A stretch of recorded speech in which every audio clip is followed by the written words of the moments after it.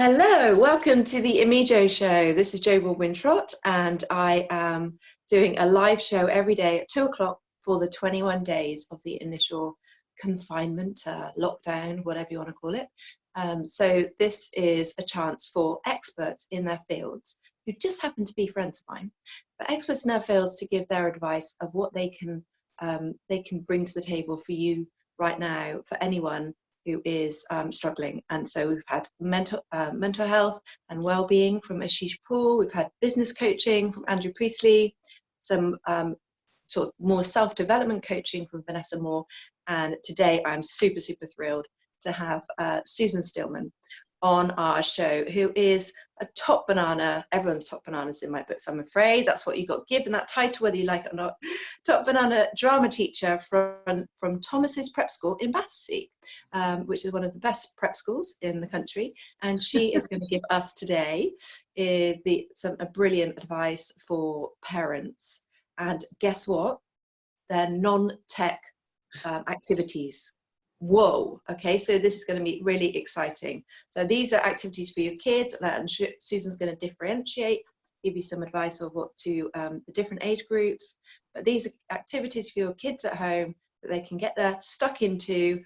And I know my friend Gillian, who's got twins as well, but hers are only 5, 6.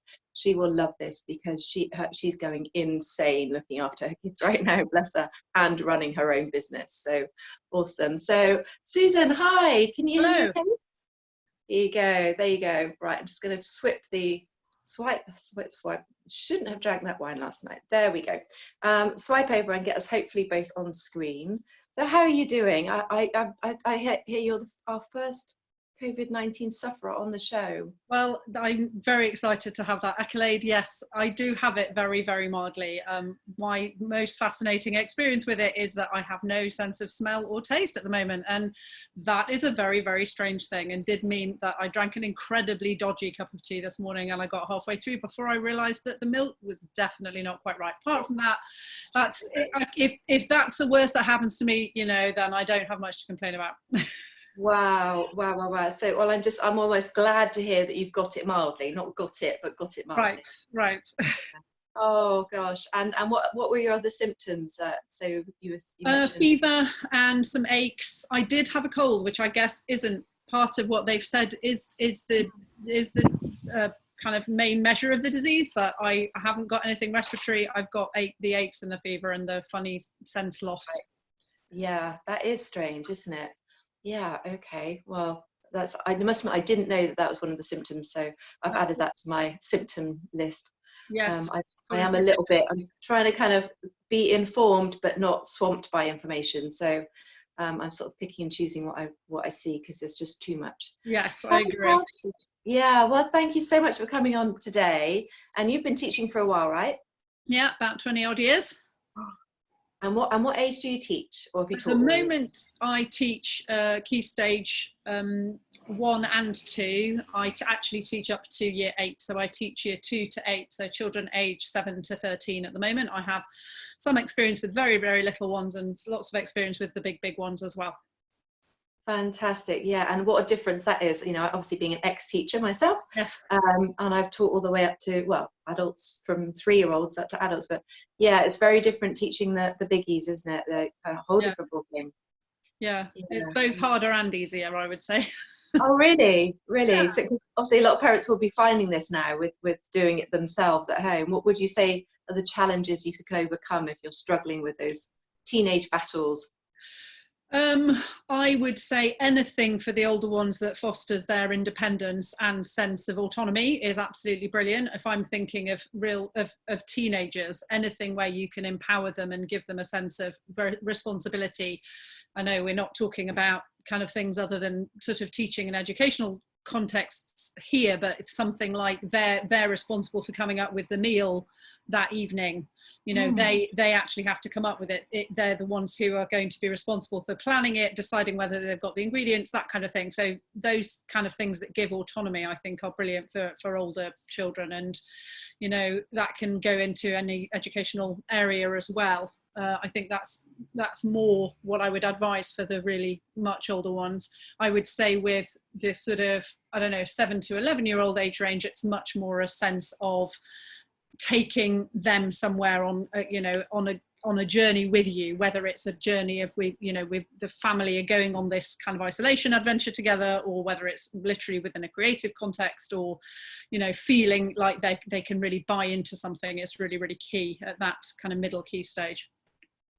Yeah, no, totally. But I love the idea with the older ones, because if you're saying, right, you're going to, okay, yeah, like Monday and Wednesday you're going to cook dinner, and you have to come up with a whole ingredient list, nutrition values, and they could do research and come up with a calorie count and a fat content and blah blah blah. That'd be amazing, wouldn't it? There we go. Definitely. We could do this. We could nail this. And just while I think of it, in case hopefully I won't forget this at the end, but are you offering any personal tuition, just by the way? I would be very happy to do that. Yes, I have just finished my first experience of remote teaching at my school, so I haven't got quite to that stage yet, but I would be absolutely delighted to offer tuition individually. Either, some children are, working on specific drama programs or towards specific drama goals, or I would absolutely also be able to do remote teaching of groups and things like that in the forthcoming weeks. Wow, that would be fantastic, because obviously there's a lot of kids that are going to be missing out on their exams. So if there are children that have got their drama GCSEs, I'm sure you could help them with that, right? That's definitely a possibility. Yes, absolutely. In terms of sort of coaching and giving direction, definitely.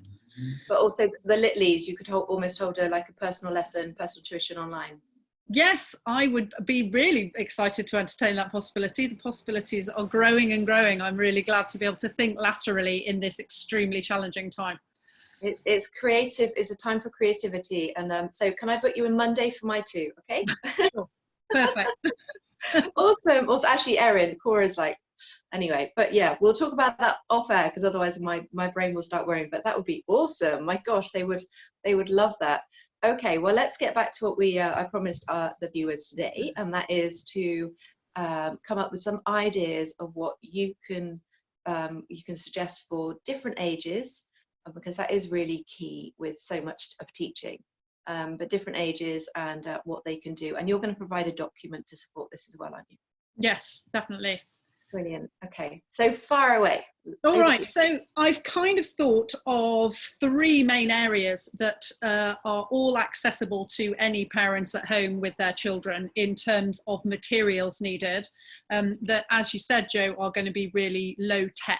So I suspect that your listeners and watchers' experiences will have been similar to mine and my friends in recent times. If they have done a little bit of remote learning already, it can be quite tech dependent, it can be quite tech heavy, and there's a lot of things that you have to sort of prove by videoing them or uploading something.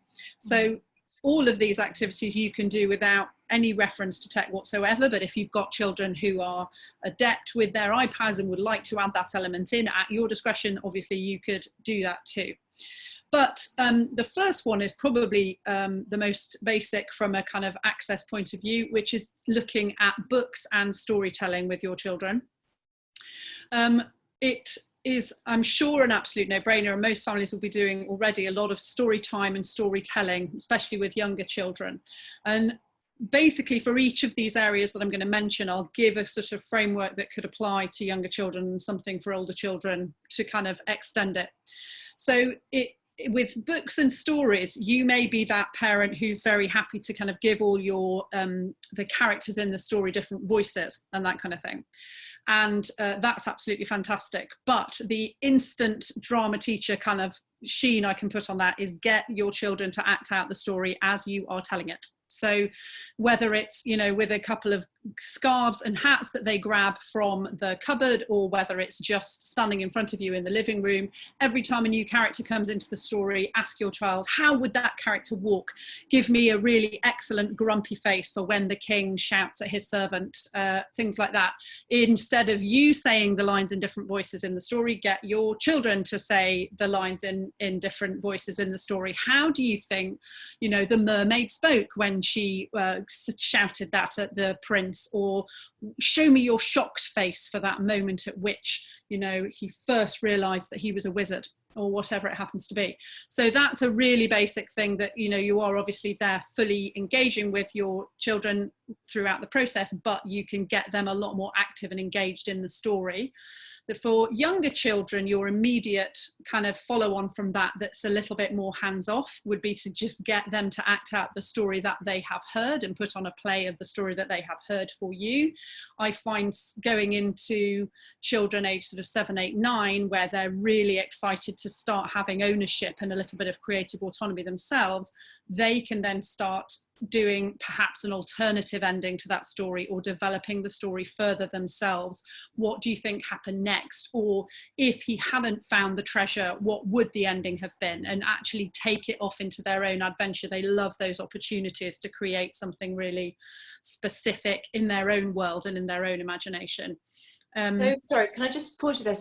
So sorry, just a bit of relevance for the I mean, obviously, as a teacher, it's quite easy to say get them to write a play, but so what would be the steps to do that, and the simple steps that they would need to like give to their kids? I know it kind of is fairly straightforward, but because they need to do a certain things, don't they, to make that happen?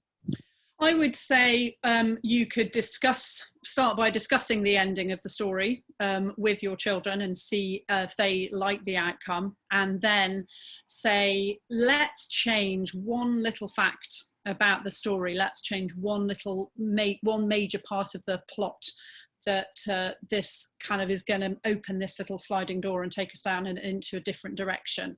So and simply ask the question. You don't need to do very much more. Say, what would happen? What would have happened differently if X had not happened at the end of that story?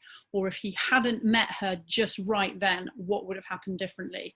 And then simply set them the challenge. I think you can be as straightforward as saying, right, I'd love you to show me what you think the ending of the story would be. Or an alternative ending, something like that. Really that simple in terms of instructions. And they could write it, they can script it, create a script from it, yes, absolutely. Act it, and then even record it afterwards. They do. My experience with drama with children of that age is that they actually can retain and refine things really easily improvisationally without writing anything down. Some children absolutely love to have that format and have that kind of written process, but a lot of children just have a great joy at the, you know, absolute right brain kind of going for it, evolving it in reality. Which just shows you the power of kind of being creative and acting, yes, isn't it? Because the engagement level just goes through the roof. Yes. So they can remember everything they've done, everything they said, and without even getting the pen out. I mean, it's like, you know, it's like playwriting without the pen. You know, it's brilliant. I love it. Definitely, yes. Yeah, cool. Okay, great. Okay. So, one final storytelling thing, and this can work. This is something that children, if there's more than one child, they can very easily do on their own and kind of entertain you with it as they're going along, is to do a storytelling activity using a kind of almost a passing technique with either 1, 2, or 3 words, whereby you say, right, children, or you send the children to do this themselves, we're going to tell a story, but everybody can only say 1 word of the story at a time. So the first person might literally only be able to say once, second person might say there, third person might say was, etc. With younger children, funnily enough, the younger they are, the more control they like of it. So younger children might want to give 3 or 4 words, and then the next person 3 or 4 words. It just gives them a little bit more structure and ability to shape it. But that's a very, very simple game that you can play, and I've done that with children where they've ended up sort of illustrating it or almost storyboarding these insane stories that can come out of there. That's amazing. And obviously they could, I know it's tech again, but they could record that you know, as a voice memo, and then they've got, you know, then they've got the scope to do something else with that after. Awesome. Oh, I love it. I love it. Love it. Okay, great. So then moving on to something which is and also can be adapted for different age groups. My second kind of main category is the sort of household object challenge or household object story development, in which can be done in a couple of ways. Again, if you've got younger children and the parent needs to do a lot of kind of motivating and structuring for the story, you could, as a parent, find, let's say, 5 household objects, but kind of disparate household objects, things that you wouldn't normally put together, things from different rooms in the house. And you could present them to your children and say, well, there's a few ways to use it. The first one is you're gonna come up with a play, and it can be any story. You decide the story. All of these objects have to feature very importantly in the story. You've got to use them. They've all got to be incorporated, you know, and you can incentivize this as much as you want. You can sort of make yourself as a very sort of tough Britain's Got Talent judge and say, if it really entertains me, you will get X privilege. And if I give it, you know, the sort of golden button on my Britain's Got Talent, you will get Y privilege, you know. So you can make it incentivized if you want, or just give them the joy of kind of creating it, and they have to come up with a play to perform for you using all of the objects that you have found. The other thing, if they're slightly older and they're happy to kind of go on an adventure, is get them, of course, to collect the objects themselves. And they've got to come up with a really cool, interesting, wacky variety of things. And they're allowed to dig in the backs of cupboards, and they're allowed to kind of get whatever the heck they want and bring them together. And either you can pick or they can pick which of the objects that they're going to use, and the same thing can happen. So that can be at a very basic level where they're using a hairbrush as a hairbrush, and they're using a banana as a banana. Or again, with older ones, and certainly for sort of comedy value, and this will remind a lot of parents of watching things like Whose Line Is It Anyway, it could be that they have to use the object as something else. So in my little silly example that I gave just then, the banana turns into a telephone and the hairbrush turns into a microphone. So it can be, you've got to use these objects, but they have to be something else instead. I love that. I love that. You immediately got the comic factor, yeah, which is absolutely fantastic. And just as an aside from that, wouldn't it be great if, like, say you, for example, I'm really good at doing this, so sorry, but you, for example, ran a competition, you know, and a 21-day competition for, you know, and you've got another friend who's a drama teacher, and you were like the judges. Wow. Oh my goodness, you're sending this off into the stratosphere, Jo. What am I going to do? This is my world, I'm afraid. This is how I work. So creative thinking. So yeah, I mean, how amazing is that? You know, like, other business, you know, could help you right now, give you something else to focus on. I'm sure parents would want to sort of chip into that, just say, oh, actually, you know, whatever, or to a charity. Anyway, we can talk about that later. But I totally get it. I think that's fantastic. And I love the idea of saying, right, okay, well, the watch isn't a watch. It's the watch is, I don't know, some like kind of special, I don't know what. Diadem. Really bad. Yes. Yeah. Yeah. Just love it. Yeah. Fantastic. Great. So yes, third thing, which again is going to be something that's manageable within the context of being in your house and or your garden for a long time, is the whole world of kind of dress up and costumes and props. And for younger children, I'm sure that a lot of them, I remember I was the same way myself, and the children I teach are the same way, absolutely adore to put on a costume that's not their normal clothes in whatever way, shape or form. So and I'm sure a lot of parents have resorted to a lot of this already, but it could be as simple as challenging them to kind of come up with a brand new superhero, and their costume has got to kind of represent that, whether it's, you know, this is kind of kitchen boy or recycling man or whatever it happens to be, using household objects, using clothes from the dressing up box if they have license to go sneak into another person's wardrobe as long as they have permission, that kind of thing. What are they going to find and what could they wear as a result? An extension which I'm really thinking of, partly for the children that I teach, the year 5 children that I teach normally do a haunted house scheme of work in the summer term, and they get to dress up our drama studio in my school as a haunted house. And I thought that is something that children at home could actually do really, really easily. They could make, I'm sure there'd be complete chaos, but I don't think anybody minds a bit of chaos at this time, use their bedroom or use a chosen room in the house, and they are allowed to kind of deck it out however they want, get out the stuff from Halloween, but really specifically, how can you make this environment completely different for anyone entering it? And then the rest of the family can be the guests coming to the haunted house, and the children can be really creative with use of sound effects, either live sound effects, or again, if you wanted to take the tech option, what could they do with their iPads and kind of all, I'm sure they all have these various apps if they have iPads, to create different sound effects, to create different kind of sensory deprivation or sort of sensory enhancement experiences. What can people hear? What can people touch that make these different haunted house kind of soundscapes and sensescapes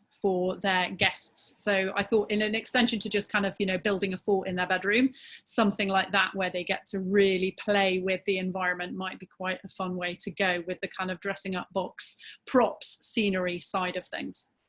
Fantastic. Yeah, love that idea. And they just, it's amazing what that creates. Even just creating a den, you know, just creating a den in your house makes, you know, just a tablecloth over a table is what Andrew Priestley suggested. He's an ex-teacher as well. A lot of my friends are ex-teachers, but he yeah, and he said just put a tablecloth over the table in the kitchen, like for the day, or a sheet, sorry, big sheet, and make a den, but give it a you know, it's a cave, it's not a den or whatever. Hey, yeah, Yes. yeah, absolutely, excellent. Yeah.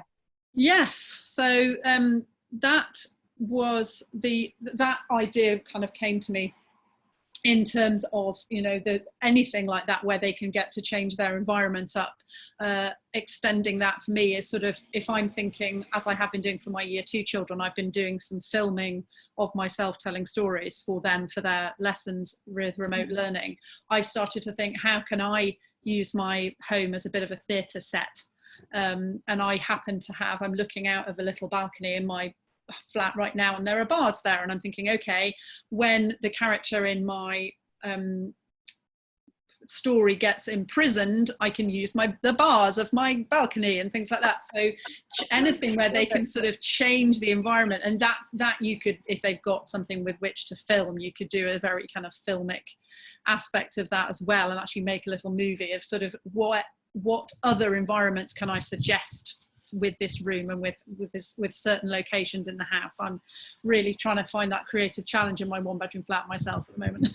yeah, no, and that is a challenge, and you know, it's one to be aware of, that, you know, some people are in a flat, but Yeah. you can always do a corner, can't you? You know, you could always, you've got something that is stable, that, you know, allows sort of, you know, allows sheet draping or something, then you can use just a corner of the room. Yeah, no, that's brilliant, fantastic. So yes, those working with stories, working with objects, working with dressing up, those are my kind of 3 main sort of overarching ideas up to children age about 11, and the ways that you can kind of develop that. And all of those could really ultimately be something where the children are quite independent, are going off, are having a really kind of constructive and creative play with objects in the house, with things that they find around them all the time, but which makes them see their environment slightly differently. And some of us can get a little bit stir crazy going around our 4 walls, but this just kind of puts a little different aspect to that, hopefully.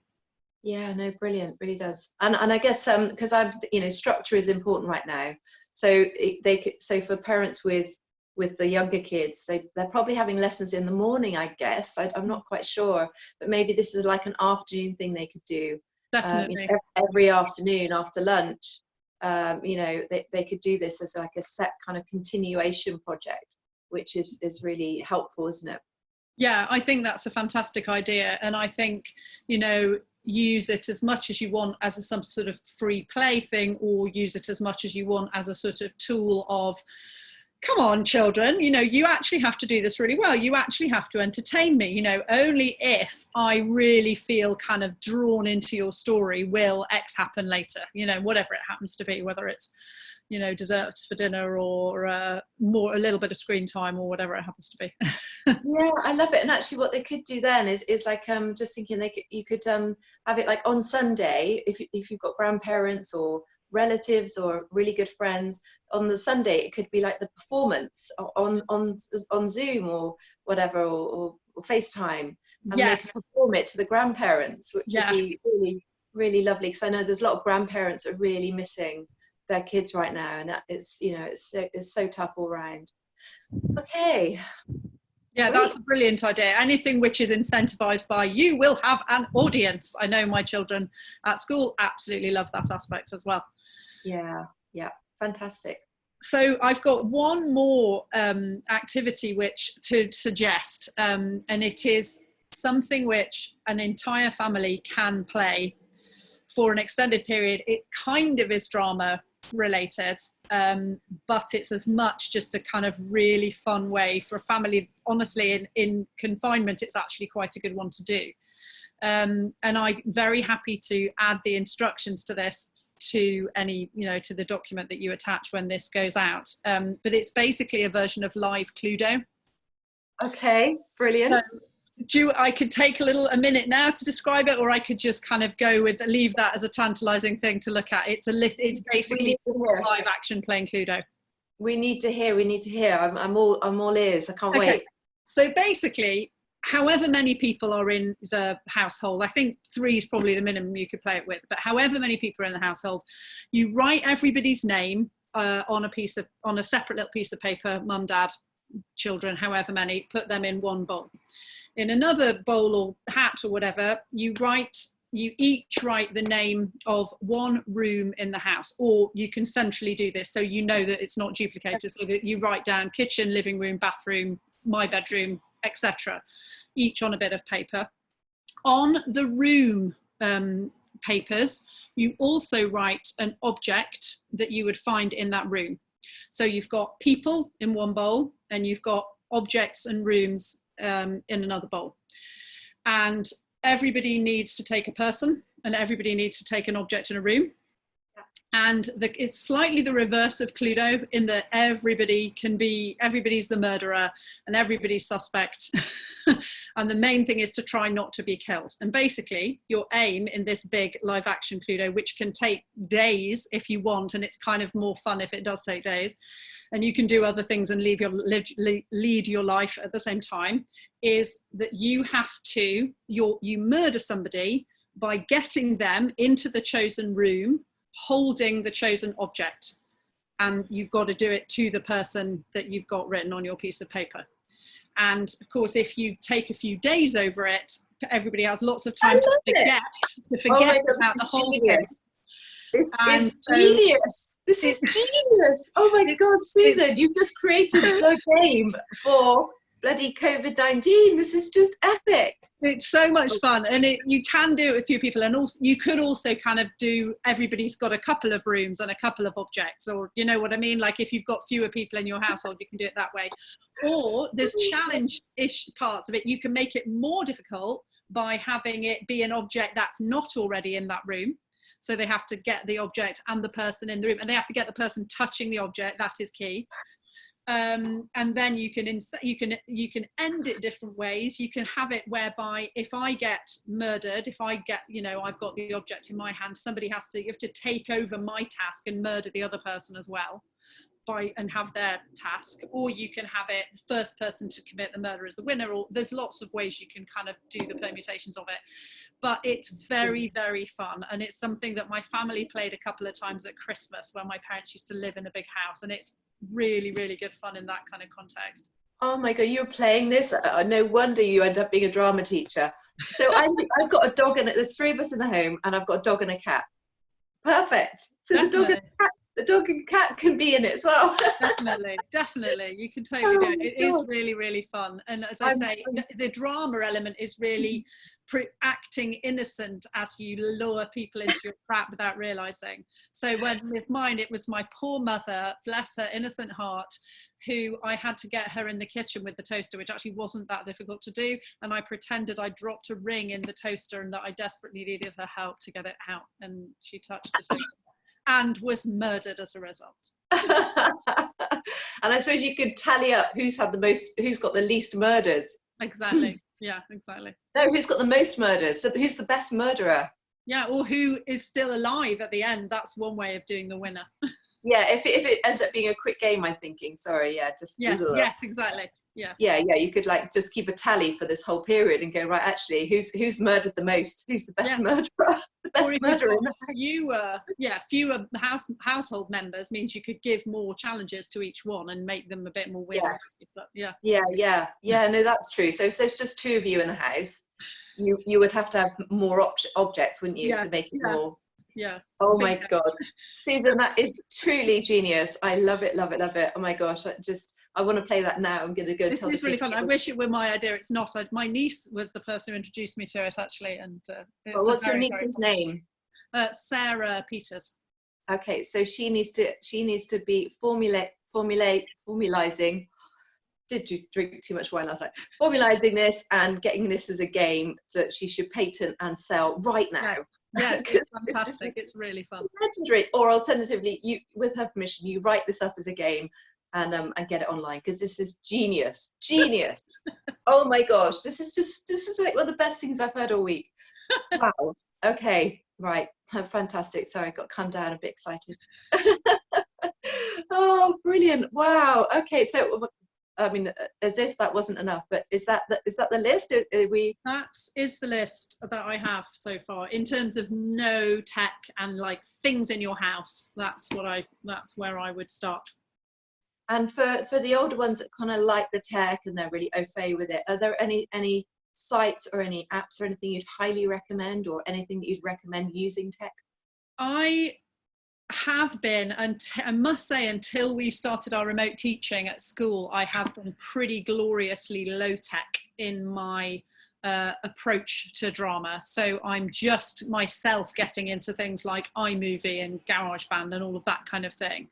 I don't have apps in the front of my brain, a list of things like that, but I am lucky to be part of a big community of drama teachers, and I will add some links and some other resources that are more tech orientated and kind of perhaps more appealing to older children as when you do your upload.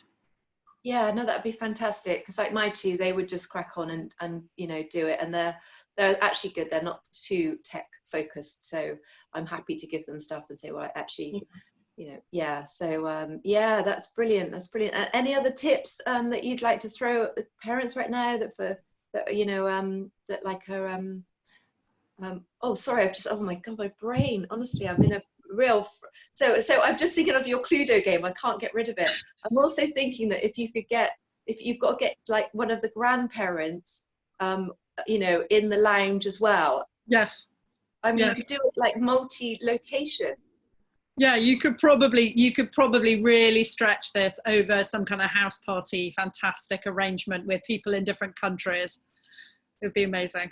Susan, please do nothing else today. Write this down. Make this write the nuts and bolts of this down, and let's get this out there, because this is like, seriously, this is like one of the best things I have heard.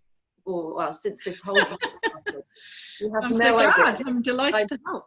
Now my business and brand brain is like going on a very long, very fast train right now, thinking, oh my God, we could do that.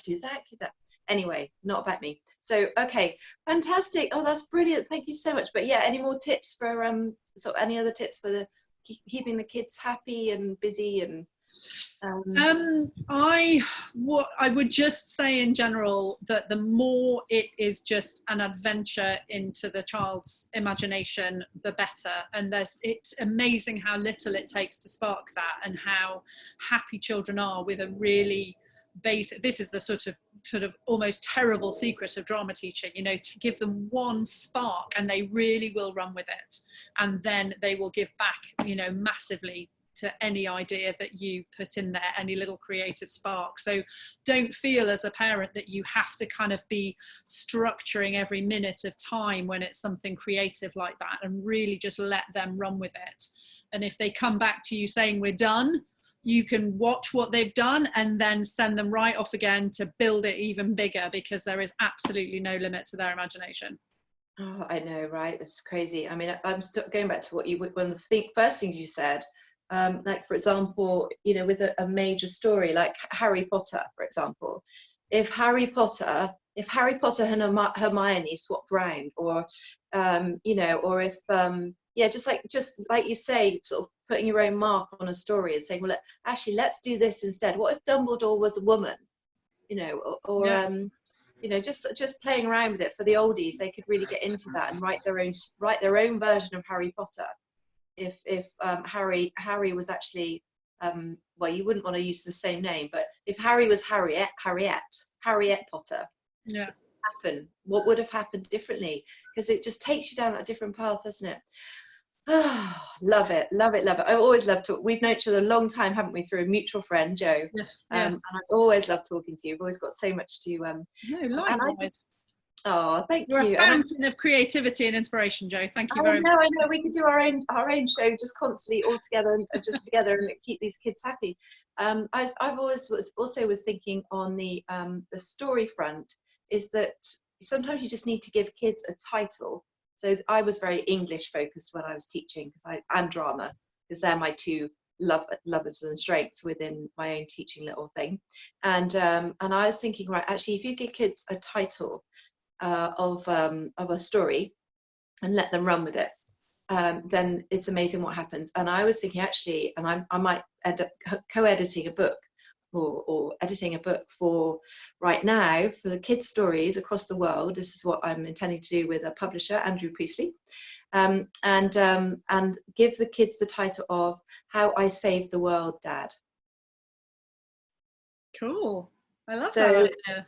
So giving kids, because obviously right now there is so much that is wrong with the world and that we need to change, and bringing kids into that focus actually of like the long term, you know, we will come out of this pause, but actually what would you do if you, and you could give this to a 3-year-old, you know, a 15-year-old, it's like, yeah, actually 1,500 words, how I saved the world. And like, and the 3-year-olds, they can have superpowers, and or you know, the 15-year-olds, you could make it sort of fictional and non-fictional, and just like different kids' takes on that. But like you said, that's all you need, isn't it? It's just the spark of inspiration. Yes.